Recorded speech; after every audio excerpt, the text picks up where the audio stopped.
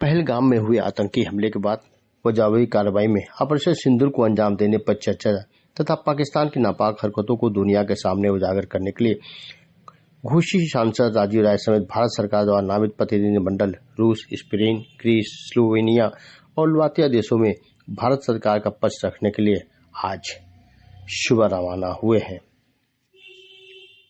दलों के नेता 140 करोड़ लोगों का जनप्रतिनिधि के रूप में जा रहे हैं दुनिया के उन देशों को जहां हमें जिम्मेदारी मिली है बताने कि दुनिया का सबसे बड़े लोकतांत्रिक देश, बगल में दुनिया का सबसे बड़ा आतंकी देश जो आतंकवादियों को बनाने की फैक्ट्री है और आतंकिस्तान बन चुका है, उनको एक तराजू पर तौलना बेईमानी है। हम शांति और अहिंसा में विश्वास रखते हैं। पाकिस्तान का इतिहास ही रहा है खून खराबा और आतंकवाद पैदा करना। दुनिया के तमाम संस्थाओं से कर्जा लेकर आतंकियों को पालने पोसने वाले देश को अगर कोई देश समर्थन देता है तो आतंकवादियों को समर्थन करने वाला देश है। ऐसे देश को अलग थलग करने की जरूरत है।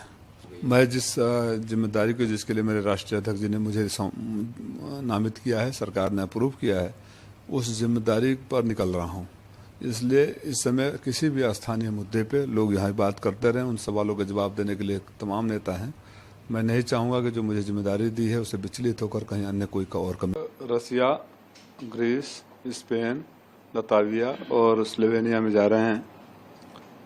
भारत के प्रतिनिधि बनकर जा रहे हैं। देश सर्वोपरि है, इस भाव के साथ जा रहे हैं। देश के प्रति हमारी कुछ जिम्मेदारी है, जिस जिम्मेदारी का निर्वहन करने के लिए मैं अपने राष्ट्रीय अध्यक्ष जी का आभारी हूं कि उन्होंने मुझे मौका दिया अपनी पार्टी की तरफ से, सरकार ने प्रतिनिधिमंडल में शामिल किया। तो मैं अपने उन जिम्मेदारियों के एहसास के साथ इन देशों में जा रहा हूं प्रतिनिधिमंडल के साथ कि उन देशों को ये बताया जाए कि इस समय देश दुनिया में एक भारत दुनिया का सबसे बड़ा लोकतांत्रिक देश है।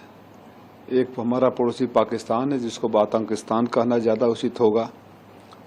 हम शांति चाहते हैं, हम अहिंसा के रास्ते पे चलने वाले हैं।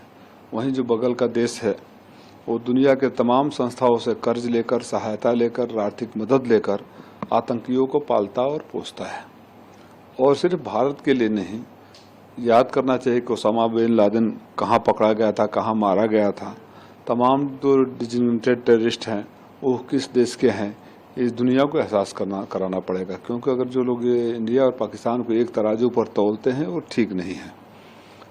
हम पहलगाम से लेकर सीज फायर तक के सारे इवेंट्स को सबूतों के साथ उन देशों के सामने रखेंगे, उनका समर्थन मांगेंगे और पाकिस्तान को अलग थलग करने का प्रयास करेंगे। जिस तरह से ऑपरेशन पाकिस्तान के आतंकी ठिकानों को निशाना बनाया गया और इसके बाद जो स्थिति और परिस्थिति आई, तो क्या आप दुनिया को ये बताएंगे कि किस तरह से पाकिस्तान आतंकवाद का एक सेंटर है और भारत ने जो कार्रवाई किया था ऑपरेशन सिंदूर के तहत वो सिर्फ टेररिस्ट और इंफ्रास्ट्रक्चर को तबाह निश्चित रूप से हमारी बहादुर सेना ने सबूतों के साथ बाद में उसको दुनिया का सामने भी रखा कि जो आतंकवाद की फैक्ट्रियां चल रही थी उन फैक्ट्रियों पर हमारा हमला था।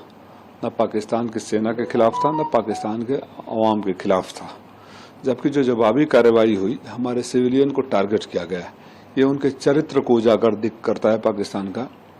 एक तरफ हम आतंकवादियों के ऊपर हमला कर रहे थे, डिजिग्नेटेड आतंकवादी थे, सिर्फ हमारे लिए नहीं दुनिया के लिए थे, और वो हमारे निरीह नागरिकों के ऊपर हमला कर रहे थे। इसी से उस देश का चरित्र पता चलता है। उस देश के चरित्र में